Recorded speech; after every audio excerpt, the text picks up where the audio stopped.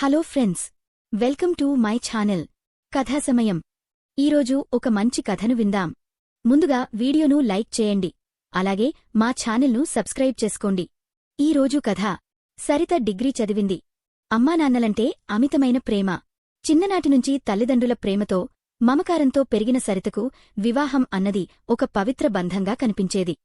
వాళ్ల బామ్మ మాటలతో పెళ్లి అంటే ఎన్నో ఆశలు కలిగేది. 16వ ఏటనుంచే సరితకు ఎన్నో మంచి సంబంధాలు వచ్చాయి. కాని బిడ్డను చదివించినాకే పెళ్లి చేయాలని తండ్రి నిశ్చయించుకున్నాడు. సరిత డిగ్రీ ఎగ్జామ్స్ రాసి అప్పుడే ఇంటికి వచ్చింది. అంతలోనే మంచి సంబంధం వచ్చిందని మాట్లాడుకుంటున్నారు ఇంట్లో. బ్యాంక్ ఉద్యోగం, సౌమ్యమైన స్వభావం, వంశపారంపర్య విలువలు కలిగిన కుటుంబం. అబ్బాయి పేరు రవి. సరిత కూడా ఇంకో ఆలోచన లేకుండా ఆ సంబంధానికి అంగీకరించింది. పెళ్లి చూపులు జరిగాయి. పెళ్లిచూపులలో రవి ఫేస్ కాస్త సీరియస్గా ఉన్నా తెల్లగా స్టైల్గా హ్యాండ్సమ్గానే ఉన్నాడు అనుకుంది. రవివాళ్ల అమ్మ, అక్క అందరూ క్లోజ్గానే ఉన్నారు. నిశ్చితార్థం కూడా అయిపోయింది. కాని ఎప్పుడు రవితో మాట్లాడలేదు సరిత. ఆడపిల్లనే ఉండి నేనెలా అడగాలి? తనే కాస్త చొరవ తీసుకుని నాతో మాట్లాడాలికదా అనుకుంది మనసులో. పెళ్లి డేట్ కూడా ఫిక్స్ చేశారు. సరిత ఒక్కతే ఆడపిల్ల అవ్వడంతో ఎంతో ఘనంగా పెళ్లి చేశారు. పూలమాలల మధ్య, మంగళవాయిద్యాల సాక్షిగా, పట్టు వస్త్రాలలో సరిత సంతోషంతో తన జీవితాన్ని ప్రారంభించడానికి సిద్ధమయింది. ఆమె పక్కన కూర్చున్న రవి ముఖంమాత్రం ఏదో కోల్పోయినవాడిలా కాస్త నెమ్మదిగా నిటారుగా ఉన్నట్టు కనిపించింది. అతని కళ్లలో ఏ ఉత్సాహం లేదు. కాని ఆమె అంతగా పట్టించుకోలేదు. ఆమె మనసు ఒక కొత్త ప్రపంచంలోకి వెళ్ళిపోయింది. పెళ్లి అయిపోయి సరిత అత్తారింటికి వెళ్ళింది. ఆ రోజు నైట్ వాళ్లకు తొలిరేయి ఏర్పాటు చేశారు. ఆ రాత్రి గదిలో సరిత కూర్చుని ఎదురుచూసింది. నిదానంగా తలవంచి ఆశతో ఎదురుచూస్తూ భర్తకు నచ్చేలా తనను తాను తీర్చిదిద్దుకుంది. గదిలోకి ప్రవేశించిన రవి ఆమెకు దగ్గర కాకుండా ఒక మూలన కూర్చున్నాడు. మద్యం వాసన అతని శరీరమంతా వ్యాపించి ఉంది. సరిత ఆశ్చర్యంగా చూసింది. ఏం మాట్లాడాలో కూడా తెలియని సరితకు లైఫ్లో కన్న కలలన్నీ ఆవిరైనట్టనిపించింది. ఏంటండీ ఇది? మొదటి రాత్రి అంటే ఎంతో సంతోషంగా గడపాల్సిన రోజు. మీరు ఇలా ఉన్నారేంటి అని అడిగింది. నీవు నన్ను అడిగే హక్కులేదు. నా గురించి ఏం తెలుసని పెళ్లి చేసుకున్నావు నన్ను అని అడిగాడు రవి. ఈ పెళ్లి నాకు ఇష్టంలేదు. నా మనసులో వేరే అమ్మాయి ఉంది. ఆమె పేరు రాణి అని అతను చెప్పిన ఆ మాటలు ఆమె జీవితాన్ని రెండు ముక్కలు చేసేశాయి. ఆ ఒక్క క్షణం ఆమె ఎదురుచూసిన ఆశలు ఆకాశంలో పగిలిన కలలులా చిగురించాయి. మీరు ఆమెను ప్రేమించారా అని అడిగింది. ఇప్పటికీ చేస్తున్నాను. నీతో ఇష్టం లేకుండా పెళ్లి చేశారు వీళ్లు. నేను ఒక రోబోలా పెళ్లికి అంగీకరించాను. కాని నా మనసు ఆమె దగ్గరే ఉంది అని సిగరెట్ తాగుతూ చెప్పాడు రవి. ఆ రాత్రి సరిత కంటికి నిద్రరాలేదు. ఆమె కంట్లో కన్నీరు కూడా లేకుండా పోయింది.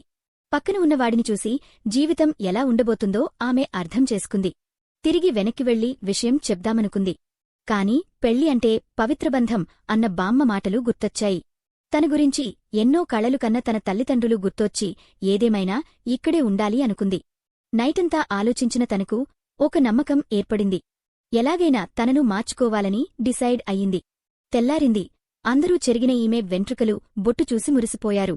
లోపల ఏం జరగకున్నా ఏదో జరిగింది అని ఆమెను చూడగానే నమ్మారు. రవి తల్లిదండ్రులు కూడా ఇక రవి జీవితాన్ని ఈమెతో సంతోషంగా గడుపుతాడు అన్న భరోసాతో ఉన్నారు. కన్నీళ్లను లోపల దాచుకుంటూ నవ్వుతూ రోజులు గడుపుతుంది. ఉదయాన్నే లేచి భర్తకు కాఫీ ఇచ్చి భోజనం తయారుచేసి ఒక సతీమణిగా తన బాధ్యతలు నిర్వర్తించసాగింది. కాని రవిమాత్రం తన మొబైల్లో డీప్గా మునిగిపోయి ఉండేవాడు. ఆమెకు చెప్పకుండా ఎవరితోనో మెసేజ్లు చేసేవాడు. చిరునవ్వులు నవ్వేవాడు. ఎప్పుడూ ఒక నిర్లక్ష్యపు వాతావరణం. సరిత వంటింట్లో ఒక్కతే ఉండిపోయింది. ఒకరోజు ఆమె రవిని అడిగింది, నువ్వు నన్ను ప్రేమించకపోయినా నీ జీవితంలో ఉండేందుకు ప్రయత్నిస్తున్నాను కదా, నా గురించి ఎప్పుడూ ఆలోచించాలనిపించలేదా? రవి తేలికగా నవ్వాడు. నువ్వు ప్రేమ అనేది ఓ బాధ్యతగా చూస్తున్నావు. నాకు రాణి కావాలి. ఆమెతో ఉన్న ప్రతిక్షణం నిజమైన అనుభూతి. నీవు నన్ను అర్థం చేసుకోలేవు. అది నీకు చెప్పినా అర్థం కాదులే అంటూ నెగ్లెక్ట్గా వెళ్ళిపోయాడు. అలాంటివాడిని నేను మార్చగలనా అని అనుకునేది మనసులో. కాని సర్ది చెప్పుకుని మళ్లీ ప్రయత్నం చేసేది. తర్వాత కొన్ని నెలలపాటు సరిత తనని తాను మరచిపోయి రవికి అనుకూలంగా జీవించసాగింది. అతని ఇష్టాలను, అలవాట్లను తెలుసుకునే ప్రయత్నం చేసింది. అతని కాఫీ టేస్ట్, ఫోన్ మాట్లాడే సమయాలు, అతని మూడ్ అన్నింటినీ గమనించసాగింది. ఒకరోజు రవి పనిమీద బయటకు వెళ్ళినప్పుడు సరిత అపరిచితమైన ఫేస్బుక్ మెసేజ్లను చూసింది. అతను రాణితో ఇప్పటికీ ప్రైవేట్గా మాట్లాడుతున్నాడని తెలుసుకుంది. ఆమె గుండె ఇంకొకసారి పగిలిపోయింది. కాని ఈసారి ఆమె కాస్త నిరాశ చెందింది. రోజులు గడిచినా సరిత గుండెలోని బాధ తొలగలేదు. ఒక్కసారి అయినా రవి తన కళ్లలోకి ప్రేమతో చూడాలన్న ఆశ ఏనాడూ తీరలేదు. ప్రతిరోజూ అతనికి నచ్చే వంటలు చేయడం, అతని నిద్రలేవడానికి ముందే కాఫీ అందించడం, ఫోన్ ఛార్జర్ దగ్గర పెట్టడం, ఆమె చేసే ప్రతి పనిలోపల ఏదో ఆశతో ఉండేది. కాని ప్రతిరోజూ అతని వైఖరి మారకుండా ఒకేలా ఉండేది. ఒకరోజు రాత్రి రవి ఫోన్ మాట్లాడుతున్నప్పుడు, రాణి, నిన్ను నేను ఎంతగానో మిస్ అవుతున్నా. నువ్వు నా జీవితంలో ఉన్నప్పుడు ప్రతిక్షణం సంతోషంగా ఉండేవాణ్ణి. ఇప్పుడు అన్నీ బూజు పడ్డట్లున్నాయి. మనం కలిసి చేసిన పనులు మర్చిపోయావా? చివరకు అది కూడా మనకు అయిపోయింది. అన్నీ మరిచిపోయి ఎలా పెళ్లి చేసుకున్నావు అని బాధగా అడిగాడు రవి ఫోన్లో. అది విన్న సరిత ఎంతో షాక్ అయ్యింది. వారికి శారీరక సంబంధం కూడా ఉందని గ్రహించింది. ఇక సహనం కోల్పోయింది. మరోరోజు ఆమె తన స్నేహితురాలైన లక్ష్మితో ఈ విషయాన్ని పంచుకుంది. సరితా, నువ్వు ఎంతకాలం ఇలానే భరించగలవు? నువ్వు ప్రేమతో ముందుకెళ్తున్నావ్, కాని అతను నిన్ను అవమానించడమే కాకుండా నీ నమ్మకాన్ని చీల్చుతున్నాడు అంది లక్ష్మి. లక్ష్మి, అతనికి రాణిని మర్చిపోవడమంటే ఎంత కష్టమో నాకు తెలుసు. ఏదైనా మార్పుకోసం పోరాడే శక్తి నాలో ఉంది. అతన్ని ప్రేమిస్తున్నాను కాబట్టే ఓపిక పడుతున్నా అంది సరిత. ఇలా రోజులు గడుస్తూ ఉన్నాయి. సరిత తన భర్తపై ఆధారపడకుండా ఉద్యోగం చేయాలని నిర్ణయించుకుంది. ఆమె డిగ్రీతో నగరంలోని ఒక ప్రైవేట్ స్కూల్లో టీచర్గా చేరింది. ఉదయం పనిచేసి సాయంత్రానికి ఇంటికి వచ్చేది. అయినా తన ఇంటి బాధ్యతను నిర్వర్తించడంలో ఎప్పుడూ తగ్గిపోలేదు. అన్ని గమనిస్తున్న రవితల్లికి విషయం అర్థమయింది. కొడుక్కి ఎలా అయినా సర్ది చెప్పాలనుకుంది. ఒకరోజు రవితల్లి అతనితో మాట్లాడింది. రవి, సరిత నీ భార్య. తను ఎంత మంచి అమ్మాయో చూశావా? ఆ రోజు నువ్వు చెప్పిన రాణి గురించి మేము అంగీకరించలేకపోయాం. కాని అంతకన్నా మంచి అమ్మాయిని ఇప్పుడు నీకు భార్యగా తీసుకొచ్చాం. నీవు తనతో ప్రేమగా ఉండాలి అని సర్ది చెప్పింది. అమ్మా, నన్ను రాణి నుండి వేరు చేయడం నన్ను బ్రతికుండగానే చంపడమే. సరితంటే నాకు ఇష్టం లేదు. ఆమె మంచిదే, కాని నేను మంచోడిని కాదు. ఈ మాటలు ఆ తల్లి గుండెను కుదిపేశాయి. ఎంతో పాపం చేస్తున్నావురా, అమాయకురాలిని బాధపెడుతున్నావ్ కదరా అని కాస్త గట్టిగానే మాట్లాడింది రవితో. వెంటనే రవివాళ్ల అమ్మ సరిత దగ్గరికి వెళ్లి, అమ్మా, మమ్మల్ని క్షమించు. మేము చేసిన తప్పువల్ల నువ్వు జీవితాన్ని కోల్పోయావు. నువ్వు చూపిన సహనానికి ఆశ్చర్యంగా ఉంది. ఇక చాలు, ఇప్పుడు నీ భవిష్యత్తును గురించి నీవే ఆలోచించాలి. మీ పుట్టింటికి వెళ్దాం, మీ నాన్నతో నేను మాట్లాడతాను అని చెప్పింది. రవి పెళ్లైతే ఎలాగోలా మారుతాడని అనుకున్నాం. కాని అది అయ్యేలా లేదు. మేం చేసిన తప్పును మేమే సరిదిద్దుతాం అని ఎంతో బాధతో అంది. రవివాళ్ల అమ్మ మాటలు ఒక్కసారిగా గుండెను పిండేశాయి. లేదత్తయ్యా, మీ అబ్బాయి చాలా మంచివాడు, ఆయనను అపార్థం చేసుకోకండి అని సర్ది చెప్పింది సరిత. నాకు నా ప్రేమమీద నమ్మకం ఉంది. అతను కట్టిన తాళి నా మెడలో ఉంది. ఆ దేవుడు నాకు అన్యాయం చెయ్యడు అని బాధను దిగమింగుకుని చెప్పింది. అదే రోజున రవికి రాణి నుండి మెసేజ్ వచ్చింది. రవి, నేను ఇప్పుడు స్విస్కి షిఫ్ట్ అవుతున్నాను. నా భర్తకు ఉద్యోగ బదిలీ అయింది. మన మధ్య ఇంకెప్పుడు మాటలుండవు. నీ లైఫ్ని ముందుకు సాగించు. నీ భార్యను అర్థం చేసుకో. ఆ మెసేజ్ చదివిన తర్వాత రవి పిచ్చివాడయ్యాడు. ఎంత దూరం ప్రయాణించాడో తనకి తెలీదు. 2 రోజుల తర్వాత ఇంటికి వచ్చాడు. జీవితంలో ప్రేమను కోల్పోయాను. తల్లిదండ్రుల నమ్మకాన్ని కోల్పోయాను. ఇంకా నాకు ఏం మిగిలింది? నేను బ్రతికి ఏం ప్రయోజనం అనుకున్నాడు. కాని ఇప్పటికీ తన పక్కన కూర్చున్న భార్య ఇంకా తనకోసం పిచ్చిదానిలా ఎదురుచూస్తోందని గమనించాడు. రాత్రి గదిలోకి రాగానే రవి కనీసం మాట్లాడకుండా మంచం మీద కూర్చున్నాడు. సరిత మామూలుగా అడిగింది, ఇంటికి ఆలస్యంగా వచ్చారు కదా, భోజనం వేడి చేయాలా అని. అతను మొహం తిప్పి కోపంగా చూశాడు. ఆమె కళ్లలో ఒక వింత వెలుగు కనిపించింది. ఇప్పటికి నువ్వే కావాలి అని నేను ఇంకా ప్రయత్నాలు చేస్తూనే ఉన్నా, ఇక నన్ను నువ్వు బరువనుకుంటే వెళ్ళిపోతాను అని చెప్పింది సరిత. ఆ మాటలలో స్థిరత్వం, నిశ్చల ప్రేమ, గౌరవం కనిపించాయి. రవి ఒక్క క్షణం నిశ్శబ్దంగా ఆమెను చూశాడు. ఆ రాత్రి నిద్రపోవడం రవికి సాధ్యపడలేదు. రాణి నుండి ఆ మెసేజ్, సరిత చూపిన నిశ్శబ్ద ప్రేమ అన్నీ అతనిలో ఏదో తపనకు కారణమయ్యాయి. మరుసటిరోజు ఉదయం సరిత చేసిన కాఫీ తాగిన రవి, మొదటిసారిగా చాలా బాగుంది అన్నాడు. అప్పుడు సరితలో ఏదో తెలియని ఆనందం మొదలయింది. అతని చూపులో ఏదో మార్పు ఉన్నట్ట అనిపించింది. కాని ఆమె మదిలో మళ్లీ ఒక ప్రశ్న అలాగే ఉంది. ఇది నిజమైన మార్పా? ఈ మార్పును నమ్మొచ్చా అని అనుకుంది. ఆ రోజు రాత్రి సరిత చేసిన వంటను తింటూ, నీ చేతివంట చాలా బాగుంది అన్నాడు రవి. అది చిన్నమాటే అయినా సరిత కళ్లలో నీరు తిరిగాయి. ఆ ఆనందం మాటల్లో చెప్పలేనిది. కాని వెంటనే ఆమె తనను తాను నియంత్రించుకుంది. ఆశల పేరుతో మళ్లీ దూకుడుగా ముందుకెళ్లకూడదని ఆమె నిశ్చయించుకుంది. రోజులు గడుస్తున్నాయి. రవి ప్రవర్తనలో కొన్ని చిన్న చిన్న మార్పులు కనిపించసాగాయి. ఉదయం లేచి కాఫీ తాగాక థ్యాంక్స్ అంటున్నాడు. రాత్రి వచ్చాక తిన్నావా అని అడుగుతున్నాడు. ఇవన్నీ సరితకు చిన్న ఆశలు కలిగించాయి. కాని ఆమె వీటిని తాత్కాలిక మార్పులుగా చూసింది. సరిత బాధ చూడలేక ఒకరోజు రవి తల్లి తన కొడుకుని పక్కన తీసుకెళ్లి ఓ ప్రశ్న వేసింది. రాణిని మర్చిపోవడం నీకు కష్టమే, కాని ఇప్పుడు సరితని జీవితంలో ఉన్నది నిజం. ఆమెను చూడు. ఆమె ఒక్కసారి కూడా ఏమీ అడగలేదు. నిన్ను ఎప్పటికీ నిందించలేదు. నువ్వు ఇంకా ఆ గతంలో ఉంటే ఏమైనా అర్థముందా? తల్లి మాటలు రవి మనసులో నలుగుతున్న భావాలను మరోసారి బయటకు తెచ్చాయి. నిజంగా సరిత ఎప్పుడూ అతనిపై ఒత్తిడి తేలేదు. తనను తాను మార్చుకుంది. తన అవసరాల్ని తగ్గించుకుంది. ఇంత జరిగినా కన్నవాళ్లకు ఒక్క విషయం కూడా చెప్పలేదు. ఇవన్నీ చేస్తే తనకు మిగిలిందేంటి అని తనలో తానే ప్రశ్నించుకున్నాడు. అదే రాత్రి రవి పెళ్లాల్బం తీసుకుని ఫోటోలు చూస్తున్నాడు. పెళ్లిరోజు సరిత వేసుకున్న లాలిపట్టు, ఆమె చిరునవ్వు, అతనిని చూసే కొంటెచూపు అన్నీ అతని గుండెను కదిలించాయి. నిజంగా ఈ బంధాన్ని తను ఎంత నిర్లక్ష్యంగా చూశాడో గుర్తొచ్చింది. ఆ మరుసటి రోజు రవి ఒక సర్ప్రైజ్ ప్లాన్ చేశాడు. సరిత ఆఫీసునుంచి వచ్చేసరికి రాత్రి భోజనానికి తాను వంట చేసిపెట్టాడు.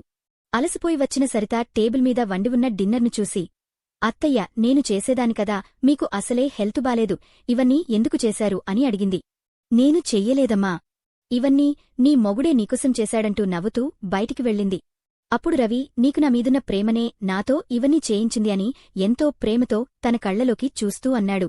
ఒక్కసారిగా ఇన్ని రోజుల తన కలలు కళ్లముందు కనిపించాయి. అతన్ని గట్టిగా కోగిలించుకోవాలనిపించింది. కాని అతన్ని నమ్మాలో లేదో తెలియని పరిస్థితి. మౌనంగా కూర్చుంది. రవి తన దగ్గరకొచ్చి, నీవు నన్ను ఇప్పటికీ ప్రేమిస్తున్నావా? అన్నాడు. సరిత రవిని కోపంగా చూసింది. అతని కళ్లలో ఉన్న పశ్చాత్తాపం స్పష్టంగా కనిపించింది. సరిత తనని తాను కంట్రోల్ చేసుకోక, అవునండి, మీరంటే నాకు చాలా ఇష్టం. ముందు భర్త అనే ఇష్టం ఉంది. కాని మిమ్మల్ని చూశాక మీరు నన్ను కాదంటే భరించలేనంతగా ప్రేమిస్తున్నాను అని చెప్పింది. ఇంత దగ్గరగా తనని చూసికూడా ఇంకా ఇంతలా ప్రేమిస్తుంది అని ఆశ్చర్యపోయి తనని దగ్గరికి తీసుకున్నాడు. సరిత ఇన్ని రోజులు తను కన్న కలలు నిజమయ్యాయి అని ఎంతో ప్రశాంతంగా ఉంది. అనుకోకుండా ఆ రోజు రాత్రి ఇద్దరూ మొదటిసారి నిజమైన దాంపత్యానికి దగ్గరయ్యారు. కాని అదే సమయంలో గతం మరోసారి తలెత్తింది. మరుసటిరోజు ఆఫీసునుంచి ఇంటికి వస్తున్న రవి ఫోన్కి ఓ మెసేజ్ వచ్చింది. నీవు ఇప్పటికీ నా ఫోటోలు చూస్తున్నావా? రాణి పంపించిన మెసేజ్. అతనికి షాక్ తగిలింది. ఇప్పటికీ నీవు నా గురించి ఆలోచిస్తున్నావా? అంటూ మరో మెసేజ్. ఆమె జీవితం కొత్తగా ప్రారంభమైనా ఆమెకి కూడా రవి గుర్తొచ్చినట్టుంది. అయితే ఈసారి రవి స్పందించలేదు. కాని అది సరితకు తెలిసింది. ఆమె ఫోన్లో మెసేజ్లు చూసింది. కొంతసేపు మౌనంగా నిలిచిపోయింది. ఆమె చూపులో అసంతృప్తి చూసి అడిగాడు. నీవు చూశావా? అని అడిగాడు రవి. చూశాను.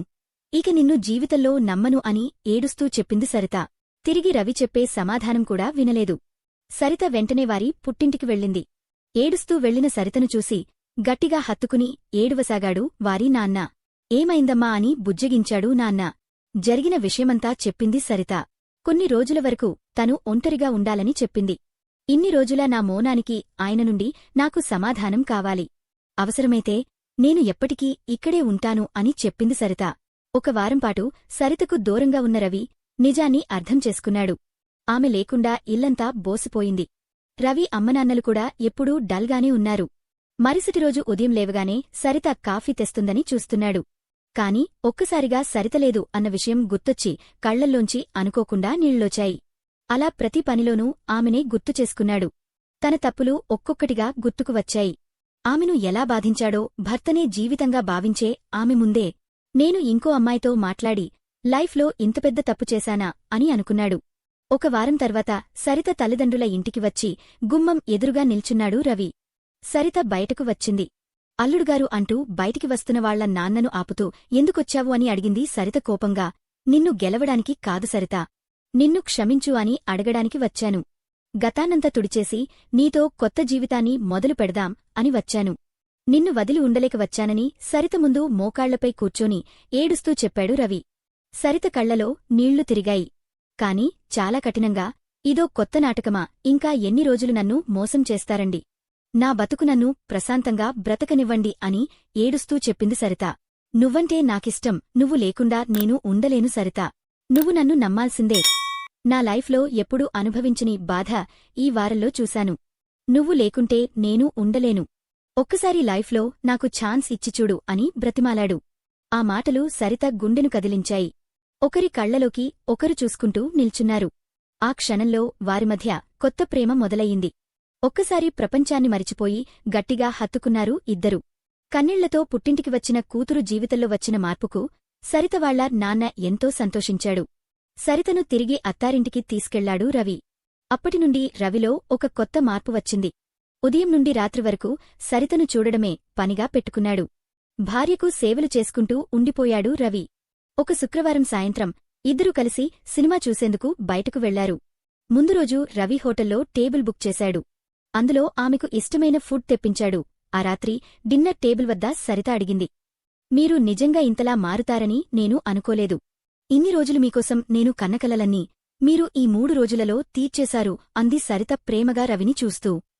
అదే సమయంలో ఆ ఫోన్ మళ్లీ వైబ్రేషన్ వచ్చింది. చూస్తే రాణి మెసేజ్ చేసింది. నా భర్తతో విడాకుల గోల మొదలయింది. నేను తిరిగి ఇండియాకి వస్తున్నాను. మనం మళ్ళీ కలుద్దామా అని మెసేజ్ ఉంది. అప్పుడప్పుడే తన జీవితం సరితతో మొదలుపెట్టిన రవికి మెసేజ్ చూడగానే కోపమొచ్చింది. మళ్ళీ ఈ మెసేజ్ సరిత చూస్తే ఏమనుకుంటుందో అనుకున్నాడు. అంతలోనే సరిత ఫోన్ తీసుకుని మెసేజ్ చూసింది. అనుమానంగా చూస్తున్న సరితను చూస్తూనే రాణికి ఫోన్ చేశాడు రవి. నేను నా భార్య సరితతో సరదాగా బయటికి వచ్చాను. మీరెవరో నాకు తెలీదు. మీ ఫోన్ నుండి నాకు ఎప్పటికీ ఏవేవో మెసేజెస్ వస్తున్నాయి. ఎవరికో చేసే మెసేజెస్ మీరు మాకు చేస్తున్నారు.